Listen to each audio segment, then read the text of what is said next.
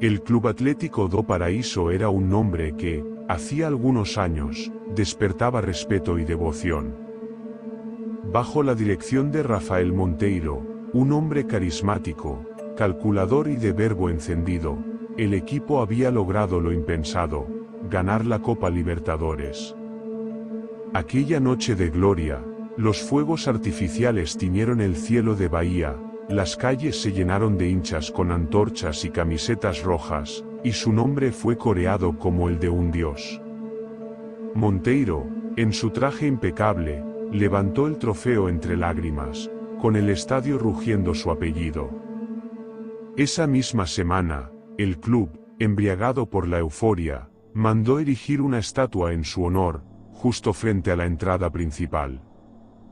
Una figura de bronce macizo, de más de 3 metros, que lo mostraba con los brazos en alto, el trofeo entre las manos y una sonrisa inmortalizada.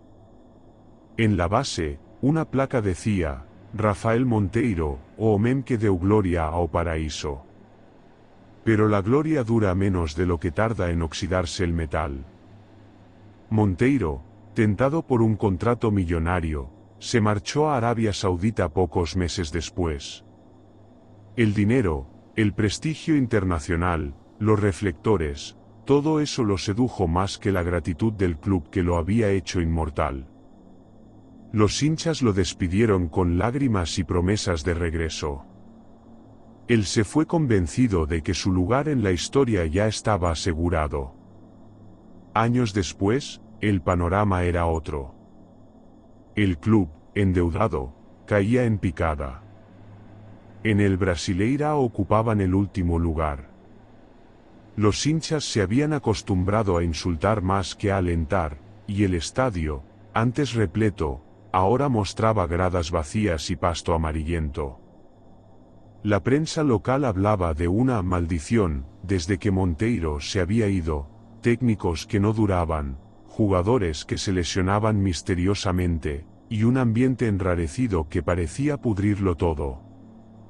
Hasta que una tarde el presidente apareció en conferencia de prensa, con una sonrisa forzada y la voz temblorosa.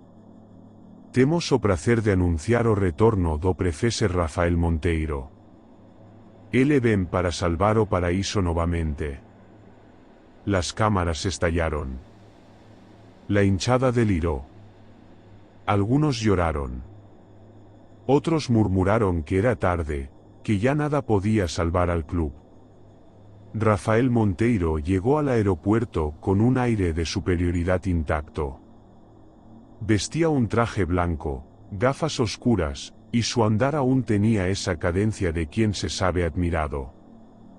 Los periodistas lo acorralaron con micrófonos. Profesor, acredita que pode devolver a gloria ao paraíso? A gloria nunca foi embora. So estaba esperando por mí, respondió con una sonrisa fría. Pero al llegar al estadio, algo en su pecho se contrajo.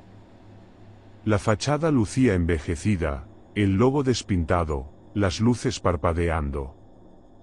El aire olía a humedad y pintura vieja. Cuando pasó frente a su estatua, se detuvo. El bronce había perdido el brillo. Estaba cubierto de manchas verdosas, líquenes y grietas. Los ojos, ennegrecidos por el óxido, parecían mirarlo con un reproche mudo. Una bandada de cuervos reposaba sobre la cabeza metálica. Uno de ellos graznó justo cuando Monteiro alzó la vista. Sintió un escalofrío, pero lo disimuló. Ridículo, supersticiones, murmuró. Esa noche debutó de nuevo como técnico del Paraíso. El estadio se llenó, la hinchada cantó su nombre, los fuegos artificiales iluminaron el cielo. Pero algo no encajaba. Los jugadores se movían con torpeza, las órdenes de Monteiro no parecían llegar a ellos. Perdieron 3-0. En su propia casa. Cuando regresó al vestuario, nadie lo miró a los ojos. En el espejo del camarín, vio su propio reflejo distorsionado, como si la luz se doblara. Y por un instante, solo un segundo, creyó ver una figura metálica detrás de él, imitando sus gestos con una sonrisa. Volvió la cabeza. Nada. Solo el eco de los cánticos apagándose en la noche lluviosa. Las derrotas comenzaron a acumularse como una sombra. El Club Atlético do Paraíso no ganaba ni en los amistosos. Las tácticas que antes parecían infalibles se desmoronaban en la cancha. Los jugadores fallaban pases simples, se lesionaban sin contacto, y algunos se negaban a mirar la estatua cuando entraban al estadio. La prensa local, despiadada, hablaba de «oh retorno maldito». Los hinchas, divididos, pasaron de la esperanza al resentimiento. Grafitis comenzaron a aparecer en los muros del club. A Gloria morreu. Monteiro trouxe o inferno. Rafael Monteiro, sin embargo, no creía en maldiciones. Creía en sí mismo. En su mente, el mundo estaba hecho de causas y efectos, de trabajo y mérito. Lo que no podía explicar, simplemente no existía. Pero las noches se le volvían insoportables. Cada vez que dormía, soñaba con su propia estatua. En las pesadillas, la veía mirarlo desde el túnel del estadio, envuelta en una bruma verdosa. Su rostro de bronce se deformaba lentamente, y una voz idéntica a la suya le decía con tono burlón: «Voce se h.u.m. Deus, mas ateos deuses apodrecem». Despertaba empapado en sudor, con el corazón desbocado. Los psicólogos del club le recomendaron descanso. Los dirigentes, más preocupados por la tabla, lo presionaban para que encontrara soluciones. En las conferencias de prensa, Monteiro fingía serenidad, pero los periodistas notaban cómo su voz se quebraba cuando le preguntaban por la estatua. Una tarde, después de una derrota humillante en casa, el técnico Seu Damião, el utilero más viejo del club, lo esperó a la salida del vestuario. Era un hombre de piel oscura, rostro curtido y ojos cansados, de esos que parecían haber visto demasiado. «Profesor, ¿posso falar minuto?», le dijo en voz baja. Monteiro lo miró con desdén, pero asintió. «Faca rápido, Damião. Ja ten dor de cabeza suficiente». El viejo respiró hondo, y sus palabras salieron entrecortadas: «Aquela estatua, não é homenaje. É prisão». Rafael frunció el ceño. «Do que voce está falando?». Damião miró hacia los costados, temiendo ser escuchado. «O pai de Santo do Bairro avisou, no día en que levantara mela. Dice que alma que aceita ser idolatrada ainda viva, fica dividida. Parte vai pro ferro, parte fica no corpo. Cuando o mem se afasta do que o criou, o ferro comeca a chamar». Monteiro lo interrumpió con una carcajada seca. «Por favor, não me ven a comesas supersticoes. O que me matas ao jugadores ruins, não estatuas». Pero el viejo insistió, con un temblor en la voz: «O senor acha que ela é de Brans, mas se la respira. Ja houve a noite, aquel exam, como se tivesse sangue dentro». Rafael se apartó bruscamente. «Chega, Damião. E eu sou treinador, não crente. Va cuidar das chuteiras». Sin embargo, esa noche, al salir del estadio, una sensación extraña lo hizo detenerse frente a la estatua. El viento soplaba desde el mar, cargado de humedad. Las luces de la avenida parpadeaban. Durante unos segundos, juró ver un leve vapor salir de la boca metálica del monumento. Como si exhalara. Retrocedió un paso. El bronce parecía más oscuro que antes, cubierto de una película brillante.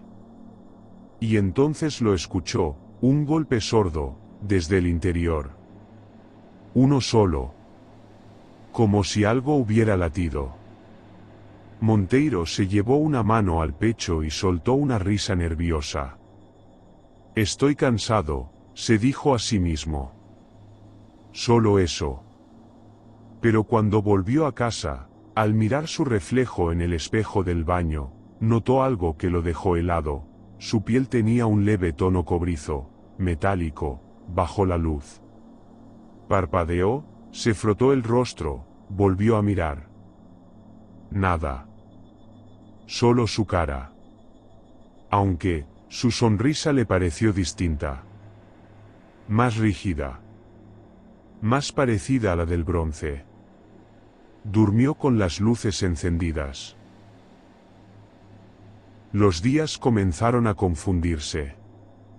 Rafael Monteiro ya no distinguía entre el amanecer y la madrugada. Dormía poco, comía menos.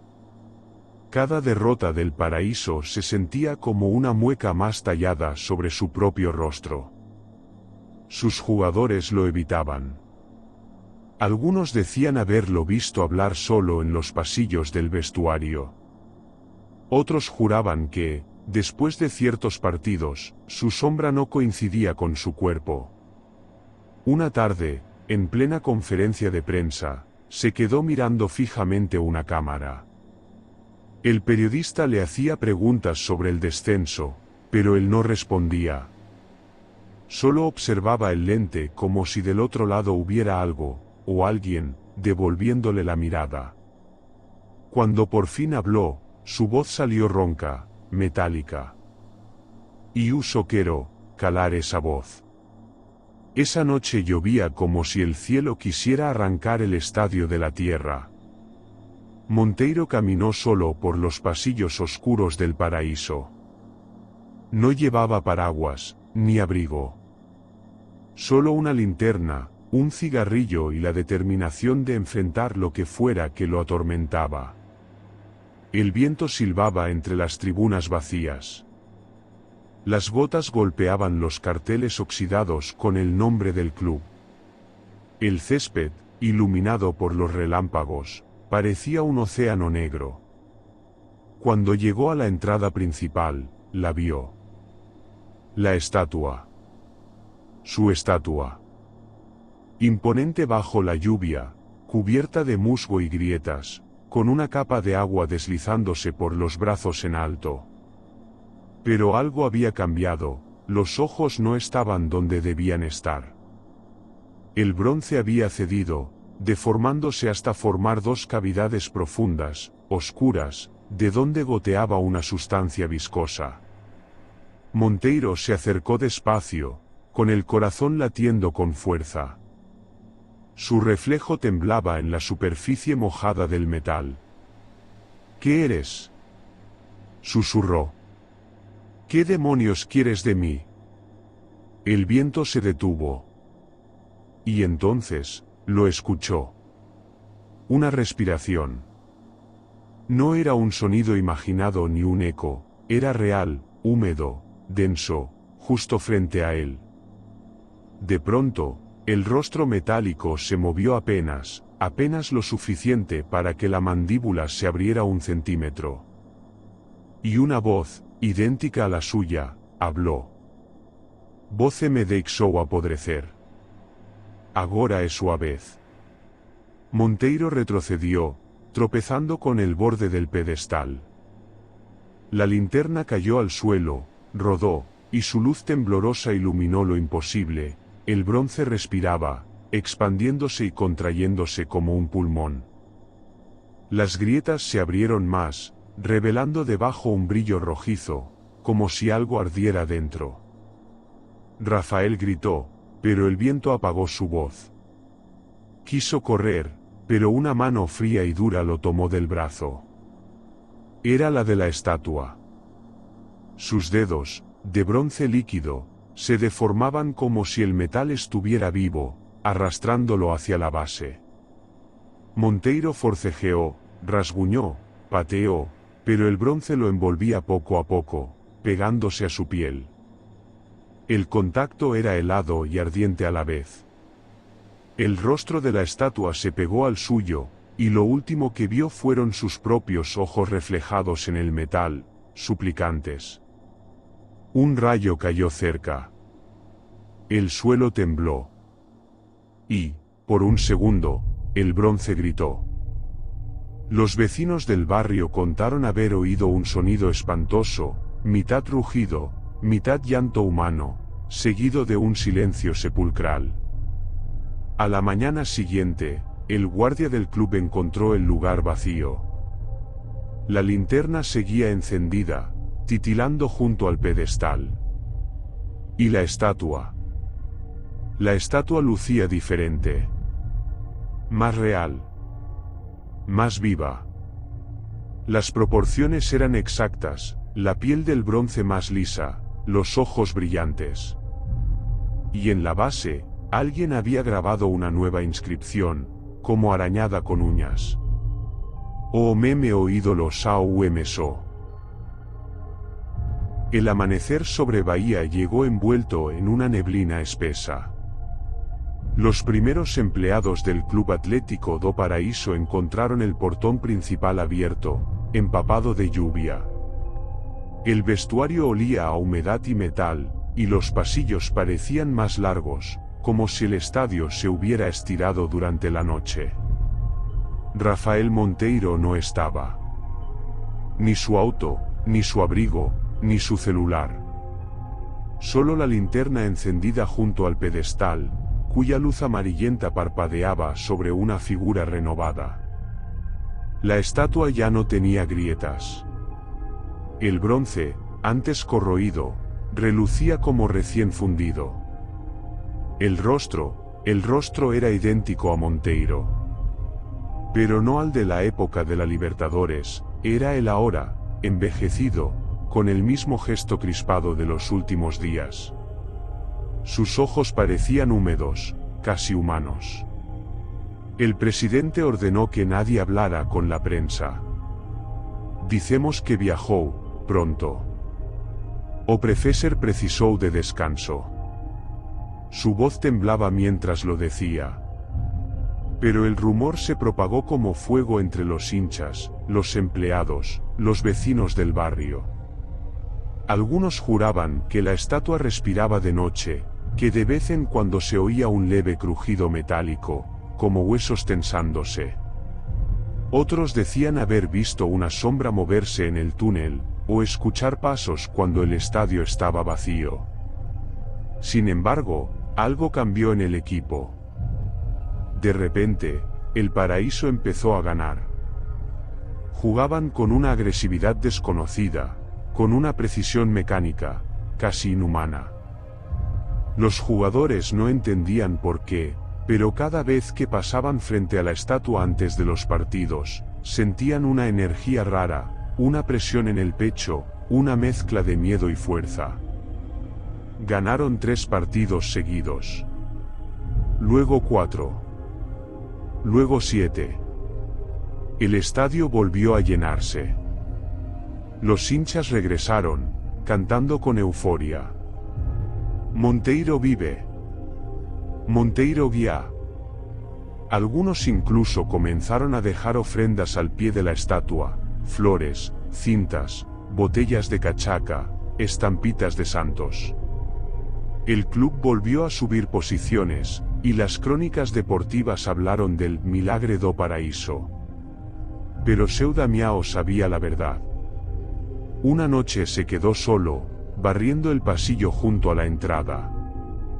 Miró el rostro metálico y susurró, voce venceu, profesor, mas o preco foi caro demais. El bronce pareció estremecerse bajo la luz del poste. Un destello cruzó los ojos de la figura, y por un instante, la boca se curvó en una sonrisa apenas perceptible. Damião retrocedió, persignándose. El sonido del viento en el estadio se transformó en un murmullo sordo, como si cientos de voces repitieran al unísono. O Paraíso nunca foi lugar de Salvacao. El viejo dejó la escoba en el suelo y se marchó, sin mirar atrás. Al día siguiente, el club anunció otro triunfo. La prensa volvió a hablar de resurrección. Nadie volvió a preguntar por Rafael Monteiro. Ya no hacía falta. Él estaba allí, observando cada partido, en silencio, desde su pedestal. Pasaron los años. El Club Atlético do Paraíso volvió a caer en desgracia. Las victorias se habían evaporado como un espejismo, y los hinchas, cansados de la superstición, exigían modernizar el estadio, borrar las reliquias del pasado, derribar la vieja estatua que custodiaba la entrada desde hacía más de una década.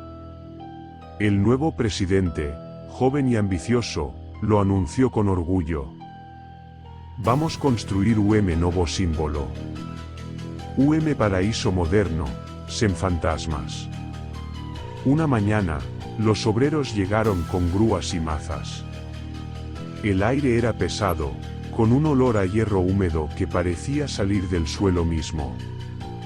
Cuando el primer golpe resonó sobre el bronce, un eco metálico reverberó por todo el estadio, profundo, como un rugido contenido. Uno de los trabajadores se detuvo, pálido. Parece que teme algo dentro. Los demás se rieron. Hasta que el mazo volvió a caer. Esta vez, la grieta reveló algo imposible. Entre las capas de metal, se distinguía una forma blanquecina, quebradiza. Hueso. El capataz ordenó detener los trabajos. Llamaron a la policía. Horas después, los peritos confirmaron lo que nadie quiso creer: dentro del bronce había fragmentos humanos, vértebras, costillas y parte de un cráneo fundido con el metal. El estadio fue clausurado. El presidente renunció. Y en los barrios cercanos comenzaron a circular historias, que el alma del técnico había sido devorada por su propia imagen, que el bronce se alimentaba de su soberbia, que cada gol del Paraíso era un latido más del cuerpo atrapado en la estatua. Semanas después, un grupo de fanáticos irrumpió de noche en el predio. Querían salvar el verdadero símbolo. Cuando las luces de seguridad los descubrieron, la estatua ya no estaba. Solo quedaba el pedestal vacío y, grabado sobre la piedra, un mensaje nuevo, arañado desde adentro. O juego nunca acaba. Esa misma madrugada, en una rotonda cercana, un camionero aseguró haber visto una figura caminando bajo la lluvia, alta, rígida, con la piel reluciente como metal fundido, rumbo al estadio abandonado. Nadie lo creyó. Pero al amanecer, en el portón principal, apareció un rastro de huellas oscuras, marcadas en el barro. Eran profundas. Demasiado profundas para ser humanas.